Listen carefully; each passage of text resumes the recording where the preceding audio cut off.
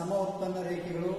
ಮೂರನೇ ಅಂಶ ದೀರ್ಘಾವಧಿ ಮತ್ತು ಅಲ್ಪಾವಧಿ ಅಥವಾ ಅಲ್ಪಾವಧಿ ಮತ್ತು ದೀರ್ಘಾವಧಿಯಲ್ಲಿ ಉತ್ಪಾದನೆಯ ಕಾರ್ಯ ಎಂಬುದನ್ನು ಅಭ್ಯಾಸ ಮಾಡಿದ್ವಿ. ಇವತ್ತಿನ ತರಗತಿಯಲ್ಲಿ ನಾವು ಈ ಅಧ್ಯಾಯದ ಪ್ರಮುಖವಾಗಿರ್ತಕ್ಕಂಥ ಅಂಶ ಒಟ್ಟು ಉತ್ಪನ್ನ, ಸರಾಸರಿ ಉತ್ಪನ್ನ ಮತ್ತು ಸೀಮಾಂತ ಉತ್ಪನ್ನವನ್ನು ಕುರಿತು ಅಭ್ಯಾಸವನ್ನ ಮಾಡ್ತೇವೆ. ಈ ಒಟ್ಟು ಉತ್ಪನ್ನ, ಸರಾಸರಿ ಉತ್ಪನ್ನ ಮತ್ತು ಸೀಮಾಂತ ಉತ್ಪನ್ನವನ್ನ ನೋಡಿದ್ರೆ ನಾವು ಈಗಾಗಲೇ ತಿಳಿದುಕೊಂಡ ಹಾಗೆ ಉತ್ಪಾದನೆ ಮಾಡುವಾಗ ಉತ್ಪಾದನಾಂಗಗಳನ್ನು ಬಳಕೆ ಮಾಡ್ತೇವೆ. ಅಲ್ಪಾವಧಿಯಲ್ಲಿ ಎಲ್ಲ ಉತ್ಪಾದನಾಂಗಗಳನ್ನು ಬದಲಾವಣೆ ಮಾಡಲಿಕ್ಕೆ ಸಾಧ್ಯವಾಗೋದಿಲ್ಲ. ಬದಲಾಗಿ ಯಾವುದಾದ್ರೂ ಒಂದು ಉತ್ಪಾದನಾಂಗವನ್ನು ಬದಲಾವಣೆ ಮಾಡೋದ್ರ ಮೂಲಕ ಉತ್ಪನ್ನವನ್ನು ಹೆಚ್ಚಿಸಬಹುದು ಅನ್ನುವಂಥದ್ದನ್ನು ಈಗಾಗಲೇ ತಿಳಿದುಕೊಂಡಿದ್ದೇವೆ. ಹಾಗಾದ್ರೆ ಈ ಒಟ್ಟು ಉತ್ಪನ್ನ, ಸರಾಸರಿ ಉತ್ಪನ್ನ ಮತ್ತು ಸೀಮಾಂತ ಉತ್ಪನ್ನ ಎಂದರೇನು ಅನ್ನೋದನ್ನು ನಾವು ತಿಳ್ಕೊಳ್ಬೇಕು. ಈಗ ಮೊದಲನೇದು ಒಟ್ಟು ಉತ್ಪನ್ನ ಅಂತ ಇದೆ. ಹಾಗಾದ್ರೆ ಏನು ಒಟ್ಟು ಉತ್ಪನ್ನದ ಅರ್ಥ ಅಂತಂದ್ರೆ, ಒಟ್ಟು ಉತ್ಪನ್ನ ಎಂದರೆ ಬದಲಾಗುವ ಆದಾನದ ಪ್ರಮಾಣವನ್ನ ಹೆಚ್ಚಿಸುತ್ತಾ ಹೋದಾಗ ಒಟ್ಟು ಉತ್ಪನ್ನದ ಪ್ರಮಾಣ ಹೆಚ್ಚಾಗುತ್ತಾ ಹೋಗುತ್ತದೆ. ಅಂದ್ರೆ ಇತರೆ ಎಲ್ಲ ಆದಾನಗಳನ್ನ ಸ್ಥಿರವಾಗಿಟ್ಟುಕೊಂಡು ಯಾವುದಾದ್ರೂ ಒಂದು ಆದಾನವನ್ನ ಬದಲಾವಣೆ ಮಾಡಿಕೊಳ್ಳುತ್ತಾ ಹೋದಂತೆ ಆಗ ಒಟ್ಟು ಉತ್ಪನ್ನದ ಪ್ರಮಾಣ ಹೆಚ್ಚಾಗುತ್ತಾ ಹೋಗುತ್ತೆ. ಅಥವಾ ಒಟ್ಟು ಮಾಡುವಂತ ಉತ್ಪಾದನೆ ಏನಿದೆ ಅದನ್ನು ನಾವು ಒಟ್ಟು ಉತ್ಪನ್ನ ಅಂತ ಕರೀತೀವಿ. ಹಾಗಾಗಿ ಈ ಒಟ್ಟು ಉತ್ಪನ್ನವನ್ನು ನಾವು ಒಂದು ಸೂತ್ರದ ಮೂಲಕ ನೋಡ್ಬೋದು. TPL ಅಂತ ಹೇಳಿ, ಎಲ್ ಅಂದ್ರೆ ಲೇಬರು. ನಾವು ಹಿಂದಿನ ಉದಾಹರಣೆಯಲ್ಲಿ ಎರಡು ಆದಾನಗಳನ್ನು ತೆಗೆದುಕೊಂಡಿದ್ದೇವೆ. ಎರಡು ಆದಾನಗಳಲ್ಲಿ ಒಂದು ಕ್ಯಾಪಿಟಲ್, ಇನ್ನೊಂದು ಲೇಬರ್. ಹಾಗಾಗಿ ಇಲ್ಲಿ ಎಲ್ಲನ್ನು ತೆಗೆದುಕೊಂಡಿದ್ದೇವೆ ಅಂದ್ರೆ ಕ್ಯಾಪಿಟಲ್ ಕಾನ್ಸ್ಟೆಂಟ್ ಆಗಿದೆ ಅಂತ ತಿಳ್ಕೊಳ್ಬೇಕು. ಕ್ಯಾಪಿಟಲ್ ಕಾನ್ಸ್ಟೆಂಟ್ ಆಗಿದೆ ಅಂದ್ರೆ ಎಲ್ಲೂ ಚೇಂಜ್ ಆಗ್ತಾ ಇದೆ ಅಂತ. ಹಾಗಾದ್ರೆ TPL ಸಿಗ್ಮಾ MPL ಅಂತ ಇದೆ. ಅಂದ್ರೆ ಇದರ ಸೂತ್ರದ ಅರ್ಥ ಏನಂತಂದ್ರೆ ಟೋಟಲ್ ಪ್ರೊಡಕ್ಷನ್ ಆಫ್ ಎಲ್ ಅಥವಾ ಈ ಎಲ್ಲನ್ನು ಉಪಯೋಗಿಸಿ ಪ್ರೊಡಕ್ಷನ್ ಮಾಡಿರ್ತಕ್ಕಂಥದ್ದು ಏನಿದೆ ಅದು MPL ಅಂದ್ರೆ ಮಾರ್ಜಿನಲ್ ಅಥವಾ ಸೀಮಾಂತ ಉತ್ಪನ್ನದ ಒಟ್ಟು ಮೊತ್ತಕ್ಕೆ ಸಮನಾಗಿರುತ್ತದೆ ಅಂತ. ಒಟ್ಟು ಉತ್ಪನ್ನ ಯಾವುದು ಸಮವಾಗಿರ್ತದೆ ಅಂತಂದ್ರೆ ಈ ಸೀಮಾಂತ ಉತ್ಪನ್ನದ ಒಟ್ಟು ಮೊತ್ತಕ್ಕೆ ಸಮವಾಗಿರುತ್ತದೆ ಅನ್ನೋದನ್ನ ಈ ಒಂದು ಸೂತ್ರದ ಮೂಲಕ ತಿಳ್ಕೊಳ್ಬಹುದು. ಹಾಗಾಗಿ ಒಟ್ಟು ಉತ್ಪನ್ನ ಎಂದರೆ ಬದಲಾಗುವ ಆದಾನ ಮತ್ತು ಉತ್ಪನ್ನಗಳ ನಡುವಿನ ವ್ಯತ್ಯಾಸ ಅಥವಾ ಆ ನಡುವಿನ ಸಂಬಂಧವನ್ನು ತಿಳಿಸುವಂಥದ್ದು ಒಟ್ಟು ಉತ್ಪನ್ನ ಅಂತ ನಾವು ಹೇಳ್ತೇವೆ. ಇಲ್ಲಿ ಬದಲಾಗುವ ಆದಾನ ಅಥವಾ ಉತ್ಪಾದನಾಂಗ ಲೇಬರ್ ಆಗಿದೆ ಅನ್ನುವಂಥದ್ದನ್ನು ಕೂಡ ನಾವು ತಿಳ್ಕೊಳ್ಬಹುದು. ಇನ್ನು ಸರಾಸರಿ ಉತ್ಪನ್ನ ಎಂದರೆ ಏನು? ಸರಾಸರಿ ಉತ್ಪನ್ನ ಅಂದ್ರೆ ಬದಲಾಗುವ ಆದಾನದ ಪ್ರತಿ ಘಟಕದ ಹೆಚ್ಚಳದಿಂದ ಸಿಗುವಂತ ಉತ್ಪನ್ನವನ್ನ ನಾವು ಸರಾಸರಿ ಉತ್ಪನ್ನ ಅಂತ ಕರಿತೀವಿ. ಅಂದ್ರೆ ಬದಲಾಗುವ ಆದಾನದ ಪ್ರತಿ ಘಟಕದ ಹೆಚ್ಚಳದಿಂದ ಉತ್ಪನ್ನಕ್ಕೆ ಸೇರ್ಪಡೆಯಾಗುವಂತ ಒಂದು ಮೊತ್ತವನ್ನು ನಾವು ಸರಾಸರಿ ಉತ್ಪನ್ನ ಅಂತ ಹೇಳ್ತೇವೆ. ಇದನ್ನ APL TPL ಅಪಾನ್ L ಅಂತ ಹೇಳ್ತೇವೆ. ಇಲ್ಲಿ APL ಅಂದ್ರೆ average production of L is equal to total production of L divided by L. Quantity of L is equal to 24/2 ಅಂತ ಇದೆ. ನಂತರ ಇದನ್ನ ಲೆಕ್ಕಾಚಾರ ಮಾಡಿದ್ರೆ 12 ಬರುತ್ತೆ.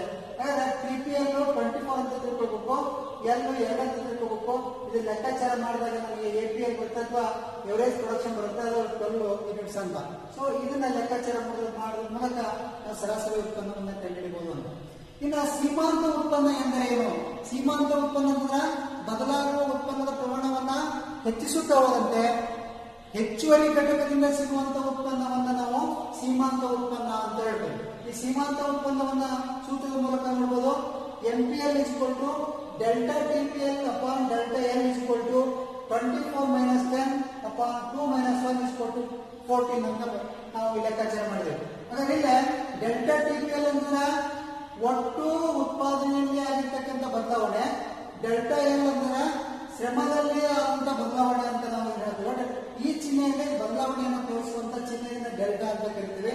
ಸೊ ಆದ್ದರಿಂದ MPL ಅನ್ನು ಕಂಡುಹಿಡಿಯುವಾಗ ಅಥವಾ ಮಾರ್ಜಿನಲ್ ಪ್ರೊಡಕ್ಷನ್ ಅನ್ನು ಕಂಡುಹಿಡಿಯುವಾಗ MPL delta TPL upon delta L 24 ಅಂದ್ರೆ 24, ಇಲ್ಲ TPL ಅಂದ್ರೆ 24 ಮೈನಸ್ 10 ಅಂದ್ರೆ ಹೆಚ್ಚುವರಿಯಿಂದ ಬಂದಿರತಕ್ಕಂಥದ್ದು 10, ಆಮೇಲೆ ಮೊದಲನೇದು ಕೊನೆಯದು 2, ಆಮೇಲೆ ಮಧ್ಯದ 1. ಸೊ 2ರಲ್ಲಿ 1 ಬೆಳೆದ್ವಿ ಅಂತ 1 ಬರ್ತದೆ.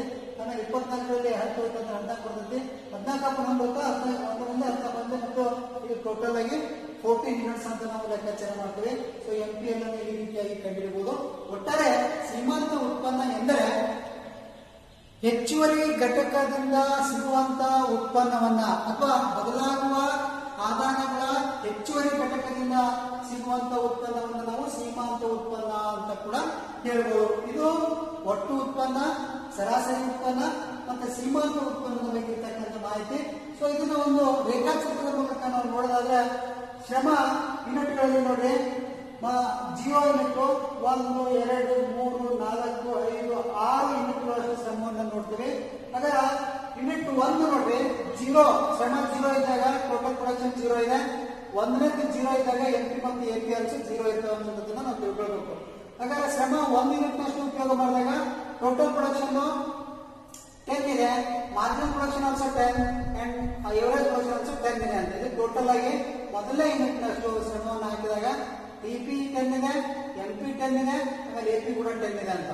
ಹಾಗಾದ್ರೆ 1ನೇ ಯೂನಿಟ್ನಿಂದ 2ನೇ ಯೂನಿಟ್ಗೆ ಶ್ರಮವನ್ನು ಹೆಚ್ಚಳ ಮಾಡಿದಾಗ ಒಂದು ಫ್ಯಾಕ್ಟರ್ ಆಫ್ ಪ್ರೊಡಕ್ಷನ್ ಅಂತೂ ಒಂದು ಕಾನ್ಸ್ಟೆಂಟ್ ಆಗಿದೆ, ಕ್ಯಾಪಿಟಲ್. ಇಲ್ಲಿ ಬದಲಾವಣೆ ಆಗ್ತಕ್ಕಂಥದ್ದು ಯಾವುದು?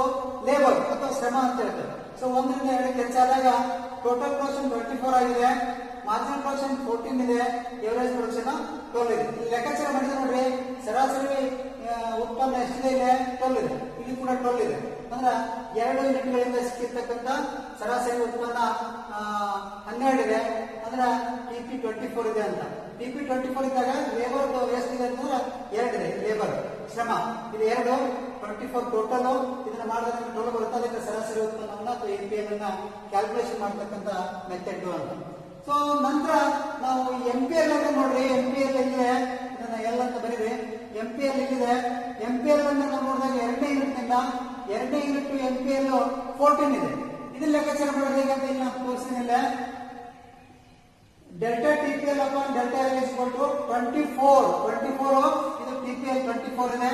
ಆಮೇಲೆ 2 ಅಂದ್ರೆ ಟಿಪಿಎಲ್ 24 ಇದೆ, ಶ್ರಮ 2 ಇದೆ.